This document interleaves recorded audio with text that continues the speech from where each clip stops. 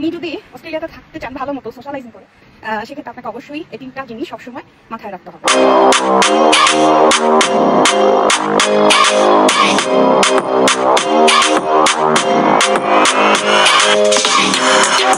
আসসালামু আলাইকুম, welcome back to my channel তাদেরকে যারা আমার আগের সাবস্ক্রাইবার্স আছেন, আর ওয়েলকাম টু মাই চ্যানেল তাদেরকে যারা আমার নতুন সাবস্ক্রাইবার্স হবেন। কারণ আমার এই চ্যানেলটা ছিল মূলত হচ্ছে বিভিন্ন মেকআপ টিউটোরিয়ালসের জন্য, কারণ তখন আমি হচ্ছে কোভিডের জন্য বাসায় ছিলাম, সো হচ্ছে মেকআপ টিউটোরিয়ালস দেওয়া হতো।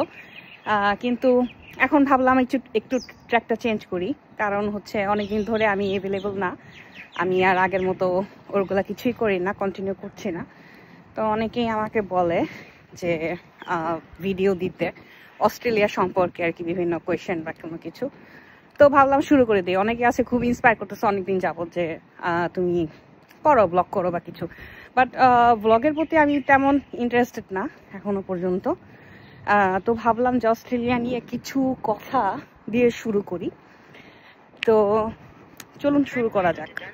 তো আজকের ইনফরমেশন আমি হচ্ছে জব ইনফরমেশন দিয়ে শুরু করছি, কারণ হচ্ছে অস্ট্রেলিয়াতে মুভ করার আগে বেসিক্যালি স্টুডেন্টদের কথা বলছি, কারণ আমি নিজে একজন স্টুডেন্ট। তো হচ্ছে সবার মনে একটা প্রশ্ন থাকে যে জব কি অ্যাভেলেবল কিনা, জব পাওয়া যায় কিনা ওখানে, আর জব পেতে গেলেও কীরকম স্টেপ নেওয়া উচিত, সেই ধরনের কোয়েশ্চেনগুলাই হচ্ছে বরাবরই দেখতে পারি।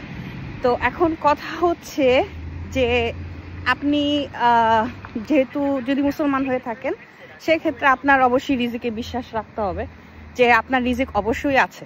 আপনি যদি অস্ট্রেলিয়াতে ভিসা পেয়ে থাকেন, দ্যাট মিনস আপনার রিজিক আছে দেখে আপনি ভিসাটা পেয়েছেন। তো হচ্ছে আপনি হচ্ছে যেহেতু আসছেন, তো আপনার রিজিক অবশ্যই আছে, কম হোক আর বেশি হোক, আর আপনার রিজিক কেউ নিতে পারবে না। কিন্তু আপনাকে যেটা করতে হবে, একটু টেকনিক্যাল ওয়েতে আপনার হচ্ছে জবগুলো খোঁজা লাগবে। তো ফার্স্ট অফ অল হচ্ছে আপনাকে একটি স্মাইলি ফেস থাকতে হবে। এটা হচ্ছে খুবই বড় একটা কথা, যে আপনার একটি স্মাইলি ফেস নিয়ে সবসময় সবার সাথে কথা বলতে হবে। অ্যান্ড আপনাকে 3টা জিনিস একদম মুখস্থ রাখতে হবে, আর সেই 3টা জিনিস মুখস্থ রাখা খুবই সিম্পল। সেই 3টা হচ্ছে please, thank you and sorry. 3টা জিনিস খুবই ইম্পর্টেন্ট, কারণ হচ্ছে আপনি যদি অস্ট্রেলিয়াতে সোশ্যালাইজিং করে থাকতে চান, সোশ্যালাইজিং মিনস হচ্ছে আপনার আড্ডাবাজি করতে হবে, ফ্রেন্ড সার্কেল নিয়ে আপনার চলতে হবে, এরকম কোনো বিষয় না। বাট একটা ওয়ার্ক প্লেসে যদি আপনি সোশ্যালাইজিং করে আপনি থাকতে চান, সেক্ষেত্রে আপনাকে অবশ্যই খুবই পোলাইট ভাবে থাকতে হবে। কারণ অস্ট্রেলিয়াতে যত যাই হোক, ওদের যদি মনের ভিতরে কোনো ক্ষোভও থাকে আপনার প্রতি, ওরা কিন্তু এই বেসিক ম্যানার্সগুলো খুবই মেনটেন করে। আপনার প্লিজ কথার মধ্যে থাকতে হবে, অ্যান্ড সরি থাকতে হবে, অ্যান্ড থ্যাংক ইউ থাকতে হবে। এখানে আপনাকে যদি একজন বাস ড্রাইভারও যদি আপনাকে হচ্ছে আপনার ডেস্টিনেশনে আপনাকে ড্রপ করে, সেক্ষেত্রে তাকেও থ্যাংক ইউ বলতে হয়। এটা একটা বেসিক ম্যানার। সো আপনি যদি অস্ট্রেলিয়াতে থাকতে চান ভালো মতো সোশ্যালাইজিং করে, সেক্ষেত্রে আপনাকে অবশ্যই এই 3টা জিনিস সবসময় মাথায় রাখতে হবে। আর এখানে আসার সাথে সাথে যে আপনি যত দ্রুত আপনার সিচুয়েশন এনভায়রনমেন্টের সাথে খাপ খাইয়ে নিতে পারবেন, সেটা আপনার জন্যই ভালো। তো আপনি যত বেশি সোশ্যালাইজিং করবেন, আপনার একটা সার্কেল ক্রিয়েট হবে, আপনার পরিচিতি হবে, আপনি দেখবেন যে সবাই হচ্ছে আপনাকে হেল্প করার ট্রাই করতেছে। অ্যান্ড আরেকটা জিনিস, সেটা হচ্ছে আপনার আরেকটা বেসিক ম্যানার, যেটা আমি বাঙালিদের মধ্যে খুব কম দেখি, জিনিসটা বাঙালিদের মধ্যে আমি খুব বেশি দেখি নাই। সেই জিনিসটা হচ্ছে ওরা মানে অস্ট্রেলিয়ানরা যারা ম্যাক্সিমাম, আর যারা অন্য দেশিরাও যারা কাস্টমার সার্ভিসে আছে, তারা এই জিনিসটা মেনটেন করে, কারণ তাদের একটা অভ্যাস হয়ে গেছে। তো আদারওয়াইজ বাঙালিরা খুব বেশি একটা মেনটেন করে না এই জিনিসটা।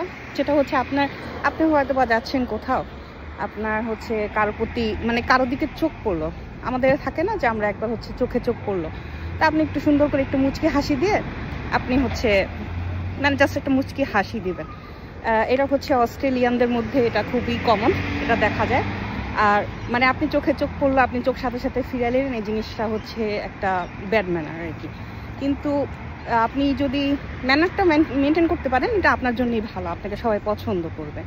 আর আপনি যেখানে যাবেন, আপনি জব খুঁজতে যান বা কোনো কিছু যেখানেই যান, আপনি ফার্স্টে গিয়ে আপনার যে আপনি কেন আসছেন সে জিনিসটা একদম সাথে সাথে বলে না ফেলার চেষ্টা করবেন। অনেক সময় ওরা অনেক বিজি থাকে, ওদের এত কথা শোনার সময় থাকে না। তো যতই আপনি কথা কম বলেন, at least hi how are you দিয়ে আপনার শুরু করতে হবে। দেন যখন সে অ্যান্সার দিবে, আপনিও কেন আসছেন তার কাছে, কোনো হেল্পের জন্য বা কিছু, সেটা আপনি তখন তাকে মেনশন করবেন। কিন্তু ফার্স্টে গিয়ে হচ্ছে আপনি হাই দিয়ে আপনি শুরু করে দিলেন, এটা আসলে ঠিক না।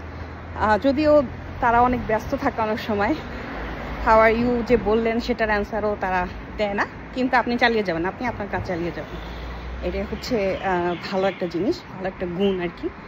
তো আমি ভিডিও আর লং করছি না, কারণ আসলে আমার ভিডিও এডিট করার বা হচ্ছে এত বড় ভিডিও এটাকে এতবার দেখে চেঞ্জ করা বা কিছু করার ধৈর্য আসলে নাই।